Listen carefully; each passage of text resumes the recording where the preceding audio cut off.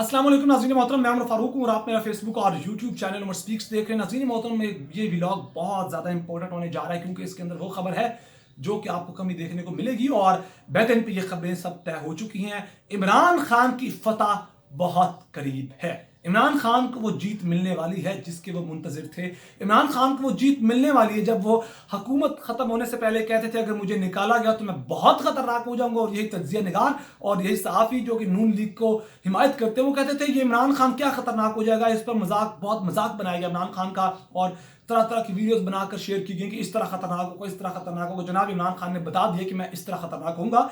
इमरान खान की फतह अब जो उन्हें नसीब होना थी वो बहुत करीब है और इन्हीं की गलती के बाद अब इमरान खान दुनिया का पॉपुलर तरीन लीडर बनने वाला है। इस वक्त इंडिया का मीडिया उठाकर देख लें, आप इंटरनेशनल मीडिया उठाकर देख लें, CNN, BBC, हर जगह इमरान खान की पॉपुलैरिटी आसमान को छू रही है। और उसके अलावा जो खबरें इस वक्त हैं वो ये है कि नवाज शरीफ और शहबाज शरीफ इस वक्त सख्त दबाव के अंदर हैं। आगे कुआं है पीछे खाई है।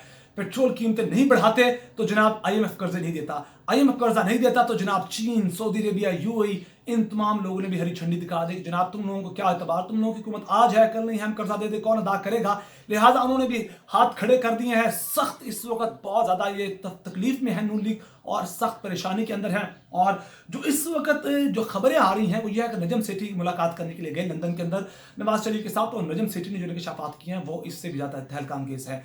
नजम सेठी ने कहा है कि नवाज शरीफ इस वक्त बहुत ज्यादा इस चीज पर कन्विंस है कि इलेक्शन करवा दिए जाएं। शहबाज शरीफ भी किसी हद तक कन्विंस है। खुद मरीम नवाज भी इससे पहले कह चुके हैं कि इलेक्शन के अलावा अब कोई हल नहीं है। इन्होंने एक टेस्ट किया था, ये टेस्ट नाकाम हो चुके हैं और इनके गले में फंदा पड़ चुका है, इसमें नाकामी इनको देखना पड़ी है। और इन्हें लगता था कि इमरान खान को उतार देंगे और आसानी से हम हुकूमत कर लेंगे, लेकिन इमरान खान ने कहा कि मुझे पिछली गर्मियों से पता था कि ये मेरे खिलाफ साजिश करने वाले हैं। इमरान खान ने पूरा मुकम्मल जाल इनके खिलाफ फैलाया और ये मुकम्मल तौर पर बआसानी उस जाल में फंस चुके हैं। और नाज़रीन मोहतरम, खबरें कुछ ऐसी हैं कि नवाज शरीफ को इस बात का पता चल चुका है कि आर्मी चीफ जो इस वक्त जो पाकिस्तान की अहम तरीन शख्सियत है वो भी इस चीज़ पर कन्विंस हो चुकी हैं कि अब इलेक्शन के अलावा कोई हल ही नहीं, क्योंकि पाकिस्तान के मुआशी हालात इस कदर तबाहकुन हो चुके हैं।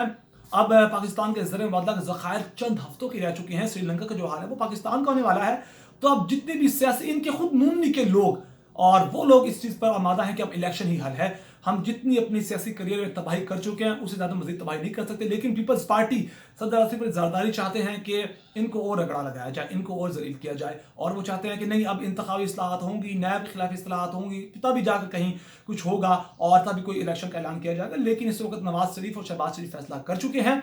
और अब जो बड़ी खबर यह है कि इन्हें एक और परेशानी है कि इस वक्त जो मुल्क के अहम तरीन ताकतवर तरीन शख्सियत थी वो भी इस चीज़ पर है कि जनाब इलेक्शन के अलावा कोई हल नहीं है। और अब जो खबरें वो ये हैं कि आने वाले दिनों में जब इमरान खान अपना लॉन्ग मार्च का ऐलान करेंगे, शायद उससे पहले असम्बली तहलील कर दी जाए, या अब ये टेस्ट ये भी इस वक्त इंतजार कर रहे हैं कि हो सकता है इमरान खान के लॉन्ग मार्च को देखना चाहते हैं कि क्या सिचुएशन है। और जो सिचुएशन है वो सियालकोट में कल सामने आ चुकी है और खबरें हैं कि असम्बली तहलील हफ्ते के अंदर हो सकती है। इनके पास कोई ऑप्शन नहीं बची। चीन है, चीन के से शहबाज शरीफ से मुलाकात के लिए टाइम मांगा, वो टाइम नहीं दे रहे।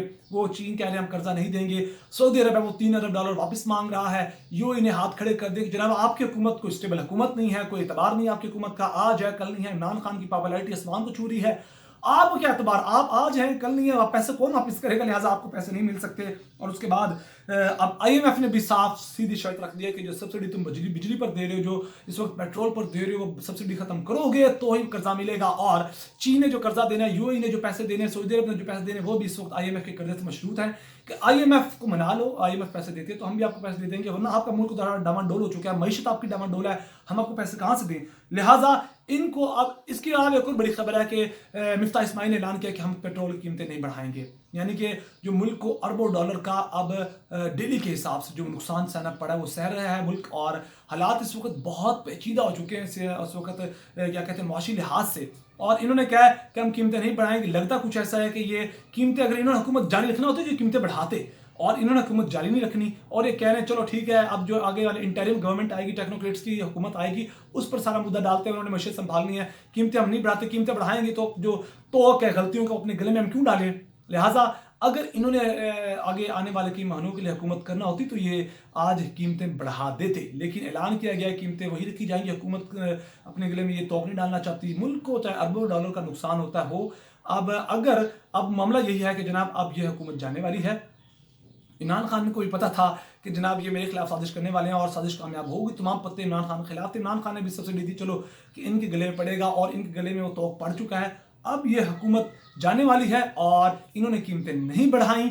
अब देखते हैं कि आने वाले दिनों में ये ऊँट किस करवट बैठता है, क्योंकि जनाब मोहतरम सख्त प्रेशर है नवाज शरीफ पर और शहबाज शरीफ पर, और इसलिए लंदन यात्रा का जो टूर था वो ज़्यादा लंबा कर दिया गया। और यही तमाम तफसीलात हैं जो आपके साथ शेयर करना थी, और आइंदा आने वाले दिन की अपडेट्स होंगी वो भी आपके साथ शेयर करेंगे। और अगर आपको मेरी वीडियो पसंद है तो प्लीज़ मेरे चैनल को सब्सक्राइब कर लीजिए, बेल आइकन पे क्लिक कीजिए, वीडियो को ज़्यादा से ज़्यादा शेयर कीजिए, अपना बहुत सारा ख्याल रखेगा, हमें दुआ में याद रखेगा। अल्लाह ने के बाद।